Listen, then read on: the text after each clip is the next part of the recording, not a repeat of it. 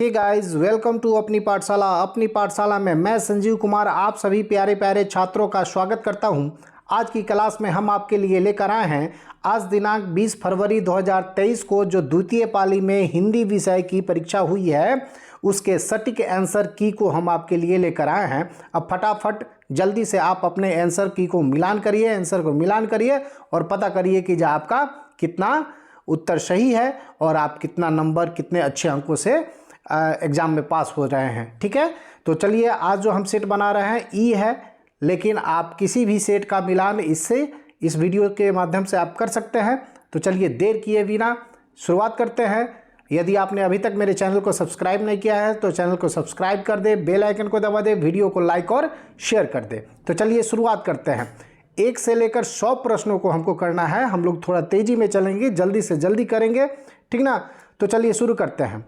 पूरे 100 प्रश्नों का सटीक आंसर की सही आंसर की हम आपके लिए लेकर आए हैं, इसलिए फटाफट वीडियो को जल्दी से लाइक कर दीजिए और अपने दोस्तों तक शेयर कर दीजिए। चलिए पहला प्रश्न है, मंगमा क्या बेचती थी?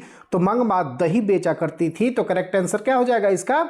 बी हो जाएगा। ठीक है, आगे बढ़ेंगे। अगला प्रश्न है, यह अच्छी बात नहीं लगती कि माँ महीने भर इधर उधर लुढ़कती रहे, यह किसने कहा? ये कैलाश ने कहा था। तो करेक्ट आंसर इसका हो जाएगा डी। आगे बढ़ेंगे। अगला प्रश्न है, ढहते विश्वास शीर्षक के रचनाकार कौन है? तो इसके जो रचनाकार हैं वो है आपको सातकोटी होता। ठीक ना, तो करेक्ट आंसर डी। यदि आपने डी किया है तो आप बिल्कुल सही हैं, करेक्ट आंसर है। ठीक ना, उसके बाद आगे बढ़ेंगे। ढहते विश्वास शीर्षक पाठ में किस बांध को टूटने की बात कही गई थी? तो ये बांध थी दलई बांध। तो करेक्ट आंसर ए हो जाएगा। आगे बढ़ेंगे। मंगू की बड़ी बहन का क्या नाम था? तो मंगू की बड़ी बहन जो थी उसका नाम कम्मू था। तो करेक्ट आंसर बी हो जाएगा। लेखक सुजाता का वास्तविक नाम क्या था? तो उसका नाम जो था ना लेखक का वो था एस रंग राजन। तो करेक्ट आंसर सी हो जाएगा। आगे बढ़ेंगे। कौन पापती को अकेली छोड़कर नहीं जाना चाहती थी? तो वो थी वल्ली अम्माल। तो करेक्ट आंसर डी हो जाएगा। यदि आपने डी किया है तो आप बिल्कुल सही हैं। आगे बढ़ेंगे। अगला प्रश्न है, वल्ली अम्माल के गांव का नाम क्या था? तो वो था मुन्नाडी पट्टी। Correct answer A. आगे बढ़ेंगे। अगला प्रश्न है, धरती कब तक घूमेगी शीर्षक पाठ में सीता क्या देखकर रुआसी हो गई? तो वो अपना काला जो ओढ़ना देखकर वो रुआसी हो गई थी। तो करेक्ट आंसर इसका बी हो जाएगा। आगे बढ़ेंगे। धरती कब तक घूमेगी शीर्षक पाठ में सीता के बड़े लड़के का क्या नाम था? तो बड़े लड़के का नाम था कैलाश। तो करेक्ट आंसर सी हो जाएगा। आगे बढ़ेंगे। एथेंस किस महादेश में है? तो देखिए एथेंस जो है ना वो आपको ना ही एशिया में है, ना ही अफ्रीका में, ना ही ऑस्ट्रेलिया में, ये है आपको यूरोप में। तो करेक्ट आंसर इसका हो जाएगा डी। आगे बढ़ेंगे। अगला प्रश्न है, टोल्स्टॉय कौन थे? तो टोल्स्टॉय एक रूसी लेखक थे। तो इसका करेक्ट आंसर ए हो जाएगा। कौन मनुष्य के संपूर्ण जीवन से संबंध रखता है? तो इस साहित्य जो है ना जीवन के मनुष्य के संपूर्ण जीवन से संबंध रखता है। तो इसका करेक्ट आंसर बी हो जाएगा। आगे बढ़ेंगे। बिरजू महाराज का साक्षात्कार किसने किया था? तो ये किया था रश्मि वाजपेयी ने। तो करेक्ट आंसर सी हो जाएगा। बिरजू महाराज का जन्म किस वर्ष हुआ था? तो बिरजू महाराज का जन्म 1938 में हुआ था। तो करेक्ट आंसर डी हो जाएगा। आगे बढ़ेंगे। अगला प्रश्न है, आविनियो क्या है? आविनियो एक ईसाई मठ है। तो करेक्ट आंसर इसका ए हो जाएगा। बहुवचन नामक पत्रिका का संपादन निम्न में से किसने किया था? तो ये किया था आपको गुनाकर मूले ने किया था। तो करेक्ट आंसर ए हो जाएगा। आगे बढ़ेंगे। अगला प्रश्न है, लेखक विनोद कुमार शुक्ल को साहित्य अकादमी पुरस्कार किस वर्ष प्राप्त हुआ था? तो ये प्राप्त हुआ था आपको उनको 1999 में दीवार में एक खिड़की के रचना जो थी उनकी उसके लिए ये साहित्य अकादमी पुरस्कार उनको मिला था। और देखिए यहाँ पे ऑप्शन में 1999 नहीं है, तो इसका कोई भी करेक्ट आंसर है ये नहीं है। ठीक ना, तो 1999 आप याद रखेंगे इसको। ठीक है, आगे बढ़ेंगे। नौबत खाने में इबादत शीर्षक पाठ साहित्य की कौन विधा है? ठीक ना, तो ये है व्यक्ति चित्र। तो करेक्ट आंसर इसका डी हो जाएगा। आगे बढ़ेंगे। अगला प्रश्न है, कोई संस्कृति जिंदा नहीं रह सकती अगर वह दूसरों की संस्कृति का क्या करने की कोशिश करती है। यदि हम दूसरे की संस्कृति का बहिष्कार करेंगे तो हमारी संस्कृति भी बर्बाद हो जाएगी, विनाश हो जाएगा, ठीक ना। तो करेक्ट आंसर इसका क्या हो जाएगा, ए हो जाएगा। आगे बढ़ेंगे, वाकिफ शब्द का क्या अर्थ है, वाकिफ यानी परिचित, तो करेक्ट आंसर सी हो जाएगा। यदि आपने अभी तक चैनल को सब्सक्राइब नहीं किया है तो सब्सक्राइब कर ले, लाइक कर दे वीडियो को और अपने दोस्तों तक शेयर कर दे। चलिए अगला प्रश्न है, कितने वर्ष की उम्र में लिपजिंग विश्वविद्यालय में मैक्स मूलर ने संस्कृत का अध्ययन आरंभ कर दिया था। तो वो जब 18 वर्ष की उम्र थे तभी उन्होंने संस्कृत का अध्ययन आरंभ कर दिया था। तो करेक्ट आंसर इसका हो जाएगा सी। आगे बढ़ेंगे, हकर्स क्या थे, तो हकर्स जो थे वो वनस्पति वैज्ञानिक थे। तो करेक्ट आंसर इसका डी हो जाएगा। आगे बढ़ेंगे, अगला प्रश्न है, नृवंश विद्या का संबंध किससे है, तो यह है मानव विज्ञान से। तो करेक्ट आंसर इसका ए हो जाएगा। आगे बढ़ेंगे, कामसूत्र के रचयिता का नाम क्या था, तो कामसूत्र के रचयिता जो थे वो वात्सायन थे। तो करेक्ट आंसर बी हो जाएगा। आगे बढ़ेंगे, शिक्षक का अर्थ क्या होता है, तो शिक्षक का जो अर्थ होता है वो आलता होता है। तो करेक्ट आंसर डी हो जाएगा। आपको मराठी नेपाली नेवारी भाषाओं की लिपि क्या है, तो हमारी हिंदी की जो लिपि है देवनागरी वही इन सभी भाषाओं की लिपि है। तो करेक्ट आंसर डी हो जाएगा। आगे बढ़ेंगे, नागरी लिपि शीर्षक पाठ कहाँ से लिया गया है, तो ये लिया गया है भारतीय लिपियों की कहानी से। तो करेक्ट आंसर इसका हो जाएगा ए। करेक्ट आंसर इसका क्या हो जाएगा, ए हो जाएगा। आगे बढ़ेंगे, अगला प्रश्न, निर्मला कौन थी, तो निर्मला थी लेखक की पत्नी। तो करेक्ट आंसर हो जाएगा इसका बी। आगे बढ़ेंगे, सूखा पत्ता किस लेखक की रचना है, तो सूखा पत्ता के जो लेखक हैं वो हैं आपको अमरकांत। तो करेक्ट आंसर सी हो जाएगा। आगे बढ़ेंगे, गुरु नानक का जन्म स्थल ननकाना साहब कहाँ है, अभी पाकिस्तान में है, ठीक ना, तलवंडी। तो करेक्ट आंसर इसका बी हो जाएगा। आगे बढ़ेंगे, रसखान किस राजवंश के थे, तो रसखान सैयद राजवंश के थे। करेक्ट आंसर इसका ए हो जाएगा। आगे बढ़ेंगे, तिहुपुर शब्द का अर्थ क्या है, तो तिहुपुर यानी तीनों लोग। तो करेक्ट आंसर सी। अभी तक आपने लाइक नहीं किया तो लाइक कर दे, चैनल को सब्सक्राइब कर दे। चलिए आगे बढ़ेंगे, ठठे विदेशी ठाठ शब्द, वनियो देश विदेश, सपने हूँ जिनमें न कहूँ भारतीय लेस, यह पंक्ति किस शीर्षक कविता से ली गई है, तो ये पंक्ति जो है ना स्वदेशी से ली गई है। तो करेक्ट आंसर इसका डी हो जाएगा। गुंजन किस कवि की रचना है, तो गुंजन जो है ना वो सुमित्रा नंदन पंत की है। तो करेक्ट आंसर इसका बी हो जाएगा। आगे बढ़ेंगे, कवि सुमित्रा नंदन पंत के अनुसार कौन अपने घर में परिवासिनी बनी हुई है, तो भारत माता जो है ना अपने घर में परिवासिनी बनी हुई है सुमित्रा नंदन पंत के अनुसार। तो करेक्ट आंसर सी हो जाएगा। निम्न में से रामधारी सिंह दिनकर की रचना कौन है, तो इनकी जो रचना है हुंकार है। तो करेक्ट आंसर डी हो जाएगा। अभी तक चैनल को आपने सब्सक्राइब नहीं किया है तो सब्सक्राइब कर ले, लाइक कर दे। हिरोशिमा शीर्षक कविता के कवि का नाम क्या है, तो उनके जो कवि हैं वो हैं सजदानंद हीरानंद वात्स्यायन यानी अज्ञेय के नाम से उनको जाना जाता है। तो करेक्ट आंसर ए हो जाएगा। अज्ञेय का जन्म किस वर्ष हुआ था, तो अज्ञेय का जन्म जो हुआ था वो हुआ था 1911 में। तो करेक्ट आंसर ए हो जाएगा। आगे बढ़ेंगे, अगला प्रश्न है, हिरोशिमा शीर्षक कविता का किसका चित्रण करता है, तो ये आधुनिक सभ्यता के दुर्दांत मानवीय विभीषिका का चित्रण करता है। तो करेक्ट आंसर इसका हो जाएगा सी। परिवार का विशेषण क्या है, तो परिवार का विशेषण पारिवारिक हो जाएगा। तो करेक्ट आंसर बी है। क्रिया का मूल रूप क्या है, तो क्रिया का मूल रूप आपको धातु को कहते हैं। तो करेक्ट आंसर हो जाएगा सी। आगे बढ़ेंगे, अगला प्रश्न है, शिवम आ रहा होगा किस काल का उदाहरण है, तो शिवम आ रहा होगा भविष्य काल है। तो करेक्ट आंसर सी हो जाएगा। अगला है, जिसका कर्म हो या जिसके साथ कर्म की संभावना हो उसको क्या कहते हैं, तो उसको कहते हैं आपको सकर्मक क्रिया। तो करेक्ट आंसर ए। क्या खाया किस क्रिया का उदाहरण है, तो क्या खाया किस क्रिया का उदाहरण है, तो ये अकर्मक क्रिया का उदाहरण है। तो करेक्ट आंसर इसका हो जाएगा सी। भीमराव अंबेडकर के चिंतन एवं रचनात्मकता के प्रेरक व्यक्ति कौन है, तो ये तीनों जो है ना बुद्ध, कबीर और ज्योतिबा फूले तीनों ही इनके प्रेरक व्यक्ति रहे हैं। तो करेक्ट आंसर इसका डी हो जाएगा। हु आर सुद्राज किसकी रचना है, तो ये भीमराव अंबेडकर की रचना है, तो करेक्ट आंसर ए हो जाएगा। अभी तक आपने चैनल को सब्सक्राइब नहीं किया तो सब्सक्राइब कर दे, लाइक कर दे, लाइक रुकना नहीं चाहिए। लेखक ललित विमोचन शर्मा की माता का नाम क्या था, तो ये था रत्नावती शर्मा, तो करेक्ट आंसर बी हो जाएगा। सेन साहब की लड़कियां कैसी थी, तो सेन साहब की लड़कियां सुशील थी, तो करेक्ट आंसर सी हो जाएगा। मदन किसका बेटा था, मदन किसका बेटा था, तो मदन जो था वो गिरधर का बेटा था, तो करेक्ट आंसर इसका हो जाएगा बी। ठीक है। उच्चारण के समूह को क्या कहते हैं, तो वर्णों के उच्चारण समूह को हम वर्णमाला कहते हैं, तो करेक्ट आंसर आपका हो जाएगा ए। आगे बढ़ेंगे, अगला प्रश्न है भ का उच्चारण स्थान क्या है, तो भ का जो उच्चारण स्थान है ओंठ, भ भ भ, बोलिए, बोलने से पता चलेगा आपको, भ का उच्चारण स्थान ओंठ है। ठीक ना, करेक्ट आंसर आपको बी हो जाएगा।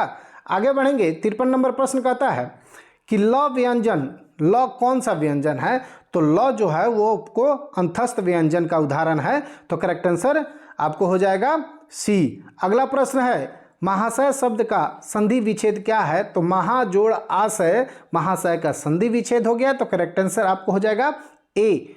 बहुत तेजी में हम लोग आगे बढ़ रहे हैं क्योंकि आपको 100 प्रश्नों को पूरा करना है, समय आपका कम से कम लगे, इसलिए मैं बड़ी तेजी से आगे बढ़ रहा हूं। अभी तक आपने लाइक नहीं किया है तो लाइक कर दिए, चैनल को सब्सक्राइब कर दीजिए। चलिए अब आगे बढ़ते हैं।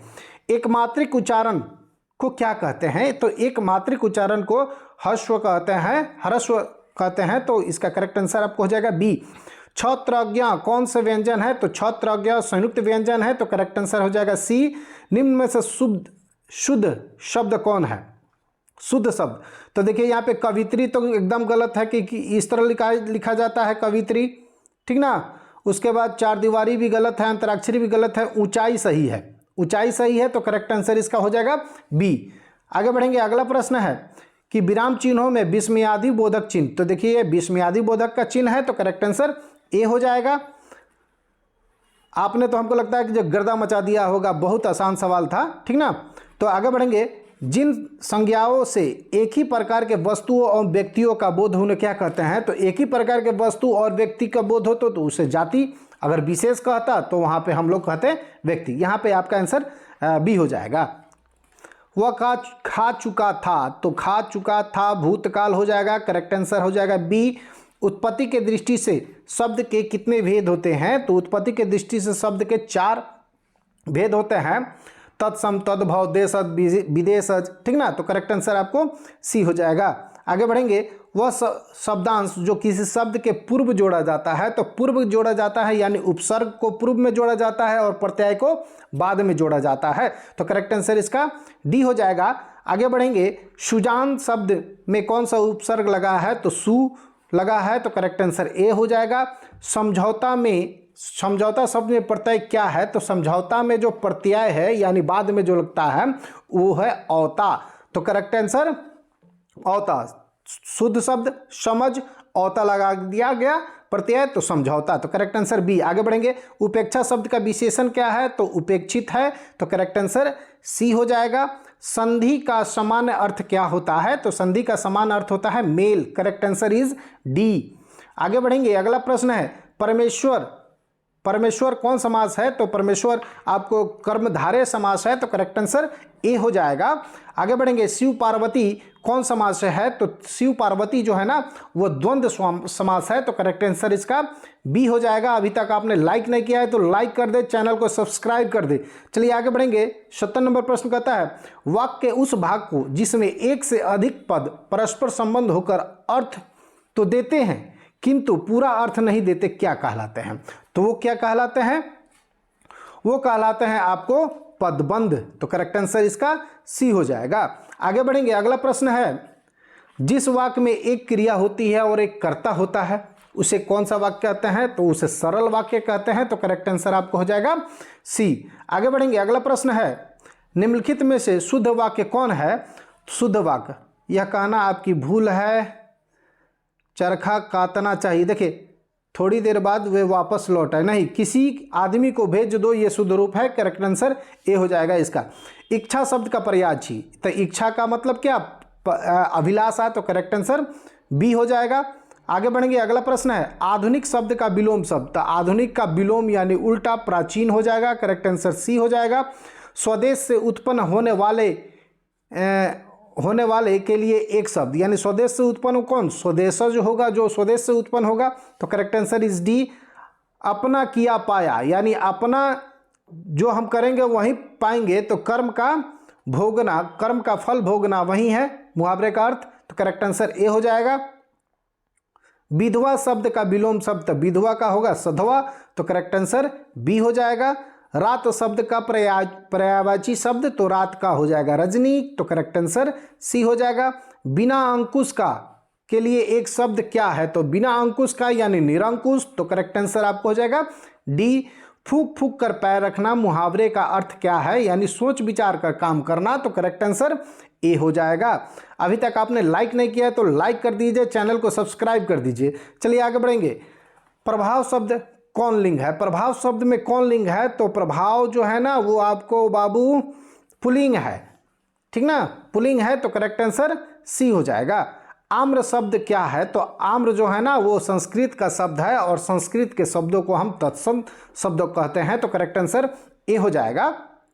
भगवान शब्द का स्त्रीलिंग क्या है, तो भगवान का जो है ना वो होता है भगवती, भगवान का भगवती, भगवती दुर्गा, भगवती काली, ठीक ना, करेक्ट आंसर बी हो जाएगा। कारक के कितने भेद होते हैं, तो कारक के 8 भेद होते हैं, तो करेक्ट आंसर हो जाएगा सी। आगे बढ़ेंगे, अगला प्रश्न है श्याम कलम से लिखता है किस कारक का उदाहरण है, तो ये है करण कारक का, ठीक ना, से, ठीक ना, से को पकड़िए, से को देखिए और उसके बाद ये हो जाएगा करण कारक, करेक्ट आंसर डी होगा। नदी शब्द का बहुवचन क्या है, तो नदी का हो जाएगा नदियां, तो करेक्ट आंसर ए हो जाएगा। सूर्य का स्त्रीलिंग रूप क्या है, तो सूर्य का जो स्त्रीलिंग रूप है वो सूर्या है, तो करेक्ट आंसर बी होगा। शब्द 88 नंबर प्रश्न कहता है जब शब्द किसी वाक्य में पिरो दिए जाते हैं तो वो पद बन जाते हैं, तो करेक्ट आंसर सी हो जाएगा। आगे बढ़ेंगे, अगला प्रश्न है यह मेरा छोटा भाई अमित है किस सर्वनाम का उदाहरण है, तो यह है निश्चयवाचक सर्वनाम का उदाहरण है, तो करेक्ट आंसर डी हो जाएगा। दुखी लोगों की मदद करो किस विशेषण का उदाहरण है, तो दुखी लोगों की मदद करो तो ये गुणवाचक विशेषण है, ठीक ना, तो करेक्ट आंसर आपको बी हो जाएगा। पुरस्कृणी किसकी रचना है, तो पुरस्कृणी जो है ना अज्ञेय की रचना है, तो करेक्ट आंसर डी हो जाएगा। आगे बढ़ेंगे, अगला प्रश्न है मनुष्य और सभ्यता के विनाश की अंतर्व्यथा को अभिव्यक्त करने वाली कविता निम्न में से कौन है, तो यह है आपको एक वृक्ष की हत्या, ठीक ना, तो करेक्ट आंसर ए हो जाएगा। अभी तक आपने चैनल को सब्सक्राइब नहीं किया है तो प्लीज़ चैनल को सब्सक्राइब कर दे, वीडियो को लाइक कर दे और शेयर कर दे। चलिए आगे बढ़ेंगे, लाइक कर दे, लाइक रुकना नहीं चाहिए, ठीक ना। आगे बढ़ेंगे, निम्नलिखित में से नगर संवेदना कवि कौन है, नगर संवेदना के कवि कौन है, तो नगर संवेदना के कवि हैं कुंवर नारायण, करेक्ट आंसर बी हो जाएगा। आगे बढ़ेंगे, वीरेन डंगवाल का पहला कविता संग्रह कब प्रकाशित हुआ था, तो ये प्रकाशित हुआ था 1991 में, तो करेक्ट आंसर आपको हो जाएगा सी। अक्षर ज्ञान शीर्षक कविता कहाँ से ली गई है, तो अक्षर ज्ञान कविता जो है ना वो आपको ली गई है कवि ने कहा से, तो करेक्ट आंसर डी हो जाएगा। आगे बढ़ेंगे, 96 नंबर प्रश्न कहता है नदिया मैदान बंगाल के बुलाए मैं आऊँगा, यह पंक्ति किस कविता से ली गई है, तो ये पंक्ति जो है ना वो लौट कर आऊँगा फिर कविता से ली गई है, तो करेक्ट आंसर इसका ए हो जाएगा। आगे बढ़ेंगे, अगला प्रश्न है रेनर मारिया रिल्के के पिता का नाम क्या था, तो उनके पिता का जो नाम था वो था कौन, बताइए आप जल्दी से। चलिए बी है जोसेफ रिल्के, तो करेक्ट आंसर बी हो जाएगा। लाइफ एंड सॉन्ग कविता के संकलन किसकी रचना है, तो ये है जीवानंद दास, तो करेक्ट आंसर ए हो जाएगा। आगे बढ़ेंगे, लौट कर आऊँगा फिर शीर्षक कविता के अनुवादक, तो अनुवादक जयानंद शुक्ल है, तो करेक्ट आंसर आपको हो जाएगा ए। अंतिम प्रश्न है, अभी तक आपने लाइक नहीं किया है तो लाइक कर दीजिए और चैनल को अभी तक आपने सब्सक्राइब नहीं किया है तो निश्चित रूप से आप सब्सक्राइब कर दे, बेल आइकन को दबा दे। अक्षर ज्ञान 100वां प्रश्न, अंतिम प्रश्न, अक्षर ज्ञान शीर्षक कविता में अंगा और औड़ा को बेटा क्या समझता है, तो बेटा समझता है माँ। तो करेक्ट आंसर इसका हो जाएगा ए। अभी तक आपने चैनल को लाइक नहीं किया, सब्सक्राइब नहीं किया है तो सब्सक्राइब कर दे, चैनल को, वीडियो को लाइक कर दे। चलिए फिर मिलेंगे अगले वीडियो के साथ, तब तक के लिए जय हिंद, जय भारत, जय बिहार।